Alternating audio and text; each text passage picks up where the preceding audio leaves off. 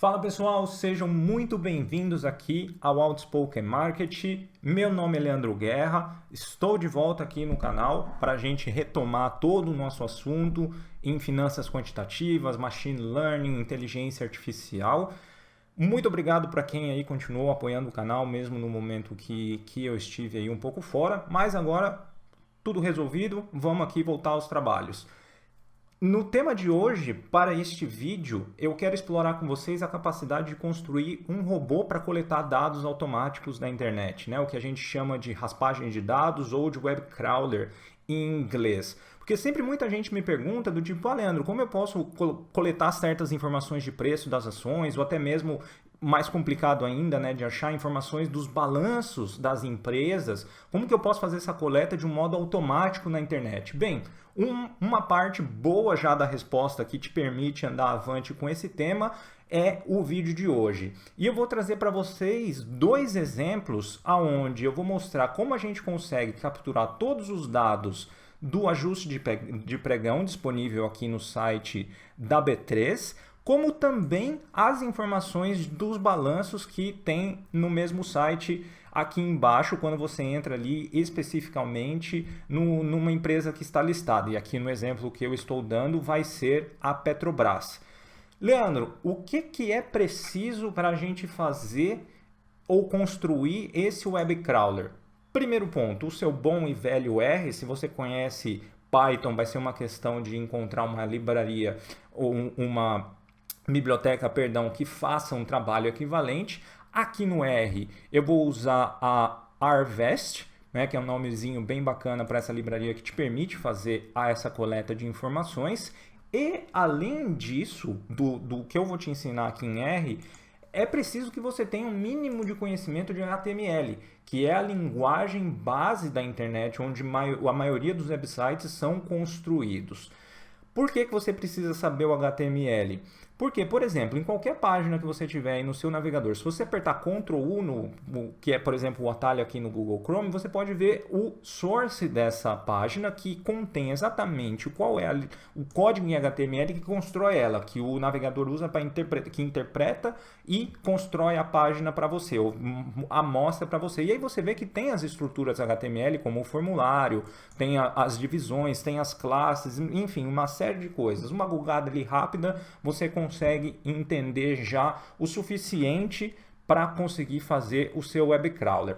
No que eu vou mostrar aqui para vocês, vamos começar fazendo aqui o scrapping da página de derivativos, onde eu quero pegar ali as informações. E você vai entender muito porque a gente precisa entender um pouquinho de HTML. Então vamos lá. Primeiro, se você ainda não tem, use o comando install.packages para poder instalar a biblioteca Arvest.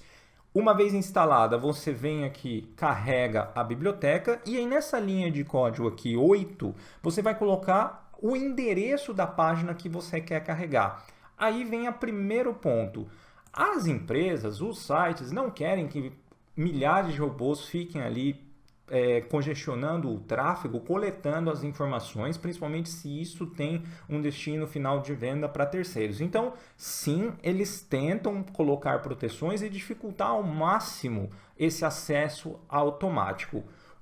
Dentre inúmeras coisas que podem existir, por exemplo, uma página está construída dentro da outra, ela está sendo chamada, vem um script em Java, vem um script em PHP, por exemplo, infinitas coisas. Se você, por exemplo, vir direto aqui na página de ajuste do pregão e você tentar carregar essa tabela, você vai ver que não vai existir essa tabela.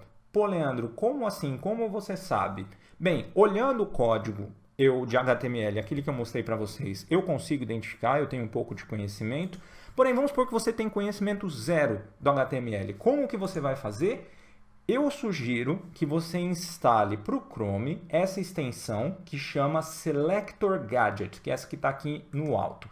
Essa Selector Gadget é uma extensão que te permite, quando você clica em cima de um elemento, ele mostra o que é ou qual que é o pedaço de código HTML que aquele elemento está se referindo. É muito legal. Vou dar aqui um exemplo para vocês.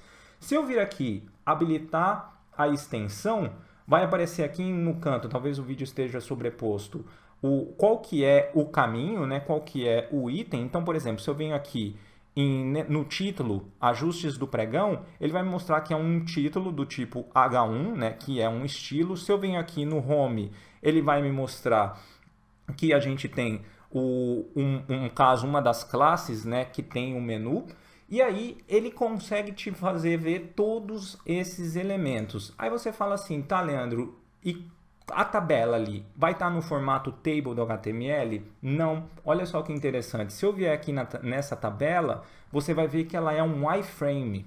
Ou seja, eu não consigo capturar um iframe diretamente. Leandro, explica então como é que você faz. Bem, você tem que ir... O iframe é uma página que ela está alocada dentro de outra página, de um modo muito resumido. Então, como você descobre o endereço justo desse iframe?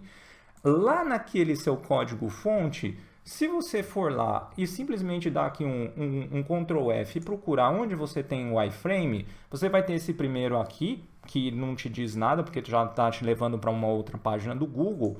Porém, o próximo iframe que você tem dentro do código HTML é o endereço real. Se você clica aqui, ele vai te levar lá para a tabela sem nenhuma proteção, no sentido de você ter um site dentro do outro. E é esse endereço aqui, e não esse daqui, é esse endereço correto que você vai usar para colocar aqui no seu web crawler. Então você coloca aqui a URL, a gente vai carregar o R, atribuir isso aqui só como um texto, aí eu vou usar a função readHTML da biblioteca Harvest para poder ler aquele endereço, da mesma forma que o seu navegador, de uma maneira muito rudimentar, faria.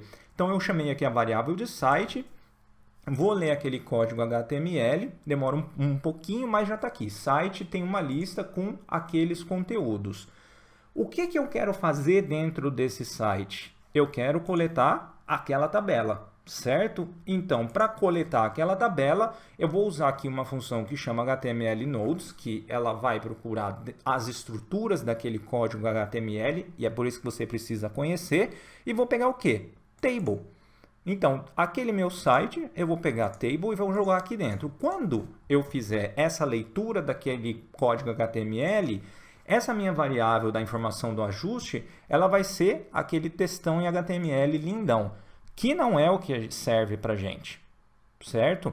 Eu teria que tentar traduzir isso de alguma outra forma. Aqui está o código HTML puro daquela página. Eu posso converter o HTML em texto se eu quiser, mas ainda assim não é o formato de tabela que a gente quer. Tá vendo? Eu tenho todas as quebras de linha e as quebras de células num formato aqui que não é possível ler.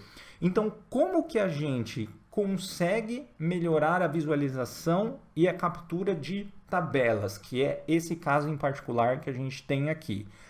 Vamos dar uma olhada não no texto, mas lá no código em HTML. Se eu fizer aqui um head, você já aprendeu no curso de R, e você lembra exatamente o que ele faz, que ele mostra o começo do conteúdo de algum elemento, você vai ver que eu tenho uma tabela apenas, nesse caso, que é essa tabela dados ajustes fornecida lá pelo site. Então, o que eu vou fazer? Eu vou converter esse código HTML, eu vou transformar ele em uma lista, que é o caminho aqui que eu achei mais fácil para explicar para vocês, para daí converter ele na tabela final. Pô, Leandro, como que você vai fazer isso? Eu vou usar aqui o operador pipe, não se preocupe, não é difícil de entender o conceito desse operador. Ele simplesmente vai te permitir que você execute códigos em sequência de uma maneira mais rápida e mais otimizada, sem que você tenha que escrever a mesma coisa repetidamente. Por exemplo, eu quero que a minha tabela, que eu vou colocar numa lista, eu vou pegar aquele endereço do site, vou rodar de novo aqui o HTML Nodes, né, e um na sequência do outro, e vou pegar a leitura só da tabela. Quando eu giro esse trechinho de código aqui, eu crio a minha variável lista tabela, que quando eu olho lá dentro, olha só que beleza, você tem aquela tabela já num formato um pouco melhor. Tá vendo? Tem o nome aqui da mercadoria, tem já os valores dos vencimentos que você pode pegar aqui individualmente se você quiser. Porém, tá? Se eu faço a visualização conforme um head, ele já está aqui ainda melhor num formato que a gente conhece. Para você trabalhar isso e colocar dentro do modo que a gente conhece, que é o do data frame, então se eu dar um view naquilo, você está aqui, basta que você atribua ele a uma tabela que eu chamei aqui de ajuste. Aí quando eu for clicar aqui e ver o meu ajuste, tá feito. Você pode escrever isso aqui para um arquivo CSV, um arquivo Excel, você pode continuar trabalhando com essas informações aqui no R, mas fora, né, a lógica que eu expliquei para vocês, com pouquíssimas linhas você transcreveu aquilo que estava aqui para uma tabela no R exatamente e bonitinho igual. Talvez você tenha que fazer ainda algum ajuste para trocar o nome de uma coluna, para trocar aqui o limitador decimal, mas aí são perfumarias que você vai precisar de fazer de qualquer forma. O mais complicado, e reveja o vídeo caso você não entendeu, ou deixe algum comentário aqui embaixo, é a lógica por trás da captura da tabela. Vou dar um outro exemplo para vocês, agora lá no site onde a gente tem a informação do balanço das ações. Tá? Então deixa eu só limpar aqui o meu environment. Lá a gente vai ter exatamente a mesma coisa. Se você entrar no site da B3, for na parte onde tem as empresas listadas e digitar e encontrar a Petrobras, você vai ver esse cara aqui. Quando você usar o Selector Gadget, você vai ver que ele também está dentro de um iframe. Aí o que você vai fazer? Você vai dar um Ctrl U, você vai encontrar que o iframe está aqui. Eu vou abrir o iframe, eu já deixei carregado, tá, de propósito. Ele vai te trazer para uma página muito parecida, porém veja que você ainda está com uma URL diferente daquela primeira, ou seja, é parecido o layout, mas o endereço é diferente aqui no caso, né? Apesar do conteúdo ser o mesmo. Porém, se você ainda tentar fazer o download daqui, da informação, esse negócio aqui ainda é um iframe. Então, ele tem um iframe dentro de um iframe dentro de um iframe. Como você descobriu isso, Leandro? Utilizando aquele Selector Gadget que eu mostrei para vocês. E eu ainda consigo ver que essas informações estão dentro de um grande iframe. Tá vendo aqui, ó? Esse daqui vai me indicar que ele ainda está sendo um iframe. Quando eu abro ali de novo, eu consigo finalmente achar o endereço real, que é esse cara aqui. Então, sim, foi feito da forma que é construído o site. Alguns sites fazem de propósito para complicar esse tipo de scraping automático. Porém, a gente encontrou essa URL, é a que eu coloco aqui. Ah, Leandro, eu vou ter que fazer isso aqui para cada ação? Sim, se você quiser ir pegar de ações específicas, você vai ter que chegar desse nível. Qual que é o objetivo de eu trazer aqui essa informação das ações? Porque aqui, esse site, assim como qualquer outro pode acontecer, você vai ver que você não tem só uma bela e linda tabela como você tinha nos ajustes do pregão. Você tem várias, tá? Então eu preciso mostrar para vocês como vocês coletam várias tabelas diferentes. Ah, Leandro, por que tem várias tabelas? Porque do jeito que o site da Bovespa foi construído, o balanço patrimonial aqui é uma tabela, a demonstração do resultado é uma outra tabela, a DFC é uma outra tabela e assim sucessivamente. Como que você vê isso lá no R?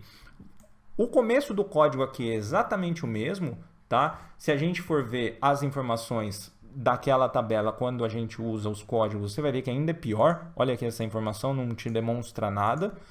Porém, quando você olha para o HTML, ele te deu a dica que você tem múltiplas tabelas. Ah, como você vê isso, Leandro? Quando você roda esse trecho aqui, ó, o head da informação do balanço, olha aqui, ó, tabela 1, tabela 2, tabela 3, 4, 5, 6. Lembra que na tabela de ajuste só tinha uma, certo? Essa é a diferença. O que você vai fazer? Eu quero as tabelas 3, 4 e 5. Por que, Leandro, 3, 4 e 5? Porque é onde eu tenho o balanço patrimonial, a demonstração de resultado e o fluxo de caixa, 3, 4 e 5.